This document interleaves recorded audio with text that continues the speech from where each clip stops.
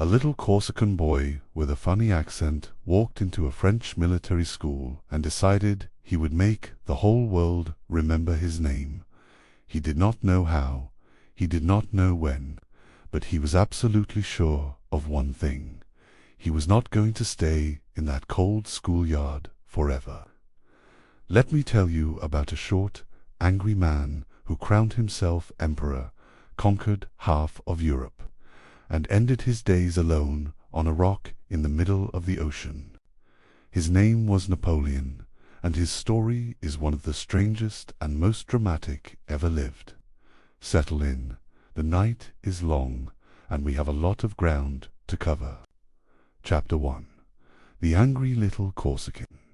A boy arrived at the Brienne Military Academy in the winter of 1779. He was 9 years old. His name was Napoleon Bonaparte, and he spoke French like someone who had learned it from a book, but never heard it spoken aloud. The other boys heard his accent and smiled. They heard the Italian vowels and the clumsy consonants, and they knew immediately he was not one of them. The sons of French aristocrats did not hide their reactions. They pointed. They repeated his words back to him with exaggerated faces. They asked him if people in Corsica wore shoes. The boy did not cry. He did not complain to the teachers.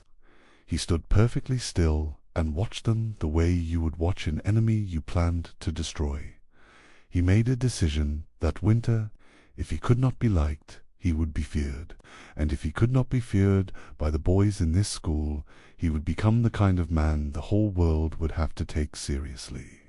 It was an absurd ambition for a poor Corsican outsider, but he held onto it like a splinter in his palm. The teachers noticed something strange about this boy.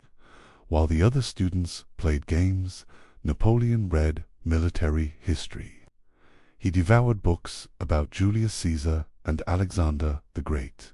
He memorized battle formations, the way other children memorized multiplication tables. He was not smarter than the other boys. He was simply more obsessed. An obsession, as history would prove, was the only weapon he needed. Chapter 2.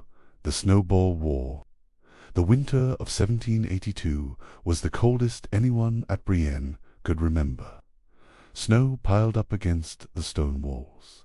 The windows frosted over from the inside. The teachers counseled classes and told the boys to go outside and entertain themselves. 100 students gathered in the main yard. Someone threw a snowball at someone else. Then everyone was throwing snowballs. It was chaos. No sides, no rules, no purpose. Just 100 boys pelting each other until someone got hurt. Napoleon stepped back from the crowd. He did not throw a single snowball. Instead, he started giving orders. He pointed at the biggest boy and told him to stand on the left. He pointed at the loudest boy and told him to stand on the right. He assigned builders to construct walls of packed snow. He assigned throwers to pack ammunition. He assigned runners to carry messages between the front line and the reserves. The other boys, surprised by the authority in his voice, listened. Within 10 minutes, Napoleon had built a functioning army out of a snowball fight. His side won. They won decisively. And when it was over, the teachers standing at the windows realized they had just watched a 10-year-old command a battle. The Snowball War became a legend at Brienne.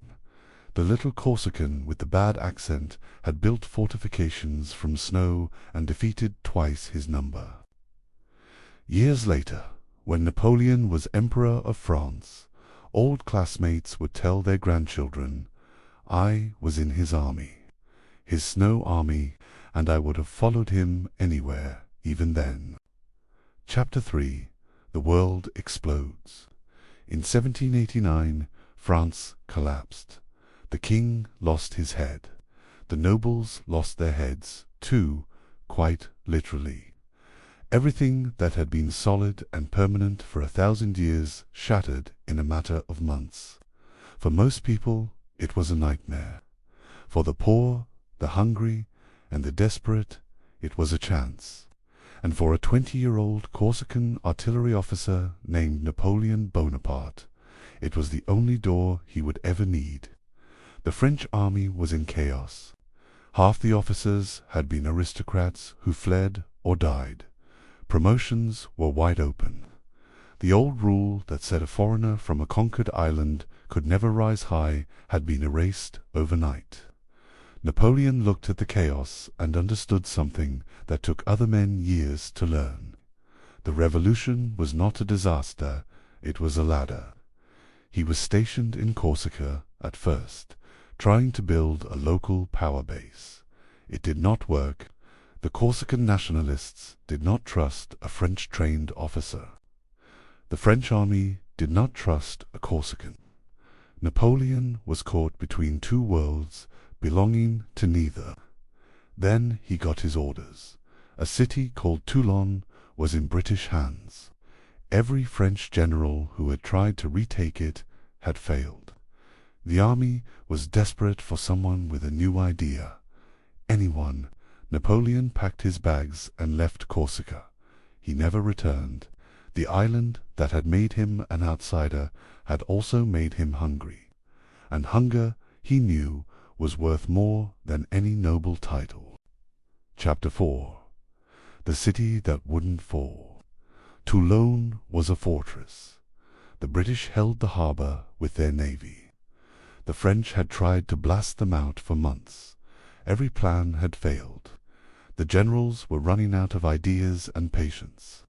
Napoleon arrived as a junior artillery officer. Nobody expected much from him. He was 24 years old, short, pale, and spoke with that stubborn Corsican accent. The senior generals barely looked at him. He studied the situation for one day. Then he walked into the command tent and pointed at the map. "Not there," he said. There, he was pointing at a small fort on a hill called La Galette. The generals stared at him. The hill did not look important. It was not where the main defences were. But Napoleon explained that if French cannons sat on that hill, the British fleet could not stay in the harbour. The hill commanded the anchorage. Everything depended on that one spot.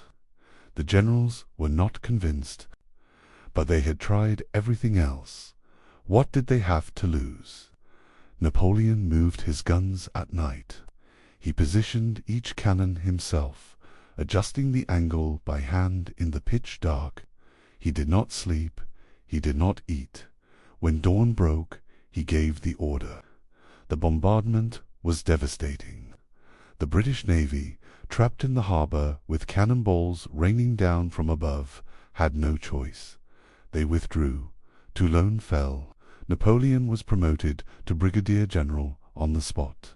He was 24 years old. The senior generals who had ignored him now had to salute him, and the little Corsican who had arrived with nothing to prove became the most talked about officer in France. Chapter 5. The Mud Test. Napoleon was given command of the army of Italy. It sounded impressive. In reality, he was being sent to lead a starving ghost army at the base of the Alps. The men had not been paid in months. Their uniforms were rags. Their boots had holes. They were eating thin soup made from scraps. Morale was lower than the mud they were camped in. The previous commanders had made promises they could not keep.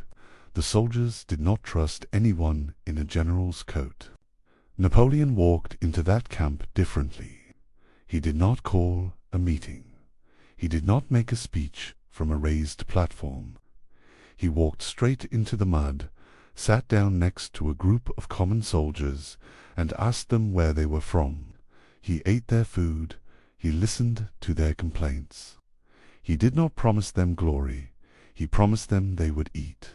Then he looked at the Alps and saw a goat path. The maps showed a long route that would take weeks.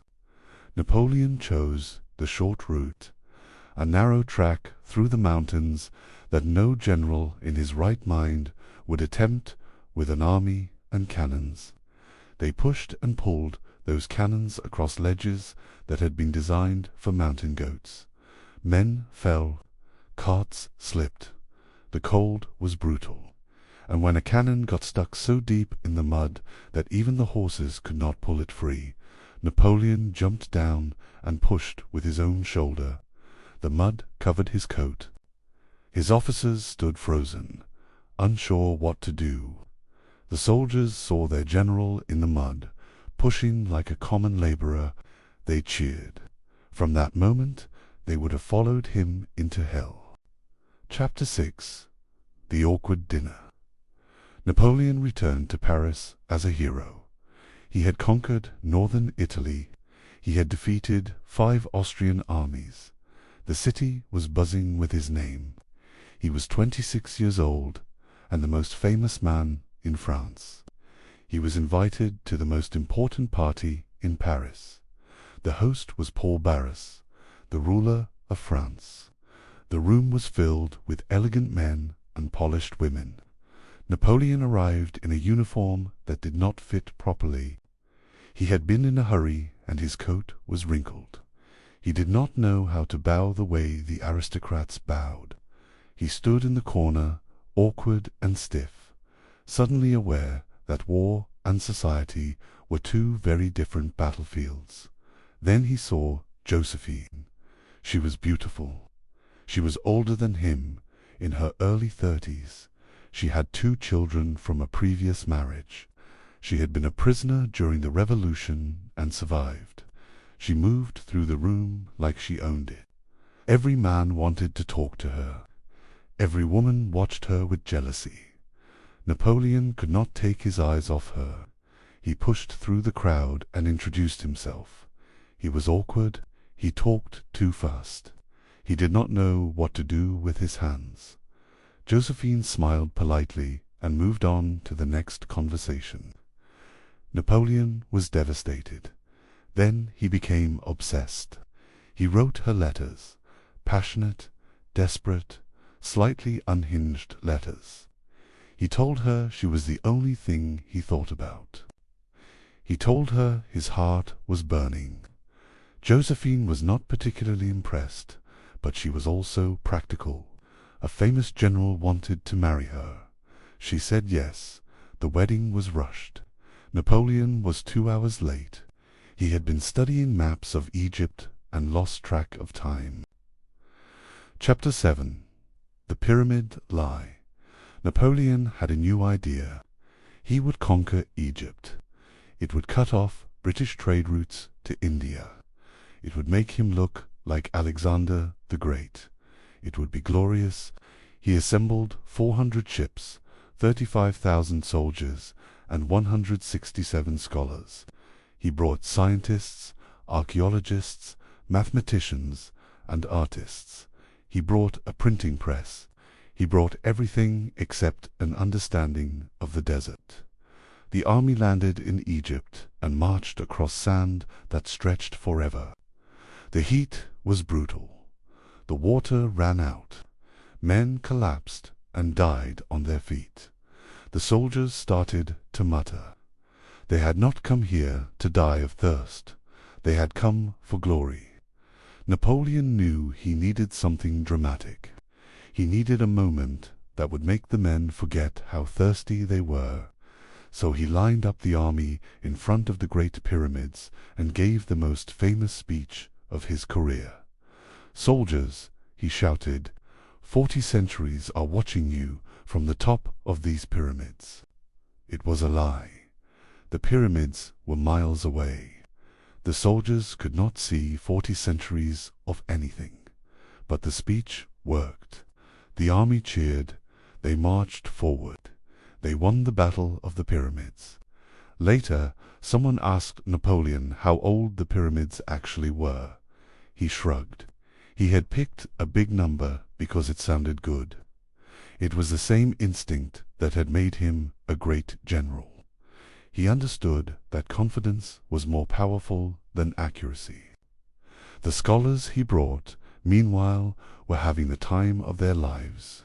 They crawled through tombs and drew pictures of everything. One of them got stuck in a narrow chamber and had to be pulled out by his feet. Napoleon laughed so hard his officers thought he was having a seizure. Chapter 8. The Bluff of the Century. Napoleon returned from Egypt to find France in a mess. The government was weak. The economy was failing. People were looking for someone to save them. Napoleon decided that someone would be him. The plan was called the coup of 18 Brumaire. Napoleon would walk into the French Parliament, take control, and declare himself the leader. Simple enough for a man who had conquered Italy. But politics, as Napoleon was about to discover, was nothing like war. He walked into the Parliament building with a group of loyal soldiers. The politicians saw him coming and started shouting. They called him a traitor. They accused him of trying to destroy the Republic.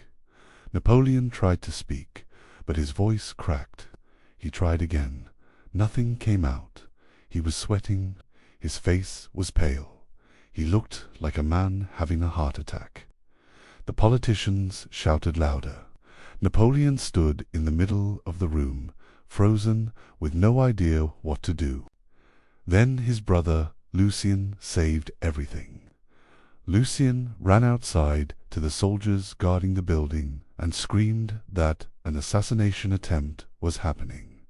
The soldiers rushed in. They cleared the room. Napoleon was declared first consul of France. It was the most incompetent coup in European history. But it worked. Napoleon never forgot that lesson. Sometimes the best plan was no plan at all. Sometimes you just needed someone to scream louder than the other guy. Chapter 9. The Crown Snatch. The year was 1804. France was ready for an emperor. Napoleon was ready to be that emperor. The ceremony was planned for Notre Dame Cathedral. The Pope himself travelled from Rome to place the crown on Napoleon's head. Everything was prepared. The cathedral was packed with the most powerful people in Europe. The Pope walked slowly down the aisle, carrying the golden crown that had been used to crown kings for 1,000 years. He raised the crown above Napoleon's head, and Napoleon grabbed it. He reached up, took the crown out of the Pope's hands, and placed it on his own head. The Pope stood there with his arms still raised, holding nothing. The entire cathedral went silent. Napoleon turned to face the crowd. His crown was slightly crooked. Josephine had to reach up and adjust it. Then he crowned her himself. The message was unmistakable. He did not receive power from the Church. He did not receive power from God. He took it himself. The Pope was humiliated. He never forgave Napoleon, but what could he do? The crown was already on the emperor's head. Napoleon had changed the rules of coronation forever. Every king before him had received their crown from a priest. He was the first to take it. It was arrogant. It was scandalous. And it was the most honest thing Napoleon ever did. Chapter 10. The Wall of Corpses. Waterloo, June 18th, 1815. A wet field in Belgium. Napoleon had escaped from exile. He had marched back to Paris and reclaimed his throne. The kings of Europe had united against him. It all came down to one day. The plan was simple. Napoleon would split the Allied armies. He sent Marshal Grouchy with 30,000 men to chase the Prussians and stop them from joining the British. Then Napoleon would destroy the British army, led by the Duke of Wellington, before Grouchy returned. Everything went wrong. Grouchy took the wrong road. He marched his men in circles, while the Prussians slipped past him. Napoleon waited all morning, looking at the horizon, expecting to see Grouchy's dust cloud. It never came. The British infantry stood in squares on a ridge. Napoleon sent his cavalry charging uphill. The cannons tore through them. The horses slipped on the wet ground. Men fell in rows. Napoleon sent messenger after messenger to find Grouchy. He had a chair brought to the battlefield. He sat down and stared at the map.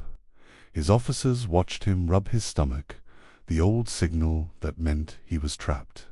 At sunset, the Prussians arrived, not Grouchy, the enemy.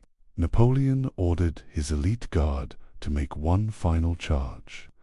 They marched up the hill in perfect formation, the best soldiers in Europe. The British waited until they were close, then fired. The guard was destroyed. Napoleon watched his empire die in a muddy field. He had waited all day for a man who had taken the wrong road. He never saw Grouchy again. Chapter 11. The Prison Ship. Napoleon did not die in battle. He did not make a dramatic last stand. He abdicated, tried to escape to America, and was intercepted by a British warship. The British put him on a ship called the HMS Bellerophon. They did not execute him. They did not put him on trial. They simply sailed him to England and showed him off like a captured animal. Hundreds of small boats followed the Bellerophon. People wanted to see the man who had terrorized Europe. Napoleon stood on the deck in his grey coat and his famous hat. He waved at the crowds. He was a prisoner, but he still knew how to put on a show. The British government watched this and decided he was too dangerous to leave in Europe. They chose the most remote place on earth, St. Helena, a volcanic rock in the middle of the South Atlantic. The Bellerophon sailed south. Napoleon stood at the rail and watched the coast of France disappear. He did not say a word. His officers stood behind him, waiting for him to speak. He said nothing. He just watched until there was nothing left to see. The last time he saw France, it was a smudge on the horizon. Then it was gone. Chapter 12. The Last Room. St. Helena was green and wet and windy. The wind never stopped. It howled through the cracks in the windows and rattled the roof of the house where Napoleon lived. The house was called Longwood. It was damp. The walls sweated. There were rats in the kitchen. Napoleon was allowed to keep a small group of loyal followers, a few generals, a doctor, a valet. That was his world now. British soldiers surrounded the house day and night. They watched every move. They counted every step he took outside. He spent his days dictating his memoirs. He relived every battle. He rewrote every decision. He made himself the hero of every story. He claimed he would have won Waterloo if Grouchy had found the road. He claimed he had never wanted to invade Russia. He was writing his own legend, and he knew exactly what he was doing. His health declined slowly. His stomach hurt constantly. He could not eat. The damp air made him cough. He confined himself to his bedroom, a small room with faded green wallpaper. This was where the man who had conquered Europe spent his final months. On May 5th, 1821, he died. His last word has been debated ever since. Some say he said France, some say he said army, some say he said my son. Nobody knows for certain, but everyone who was there agreed on one thing. The wind never stopped blowing. Even after he was gone, it kept howling across that empty island. 200 years later, his body lies in a grand tomb in Paris. Millions of people visit every year. They come to see the emperor who crowned himself and lost everything.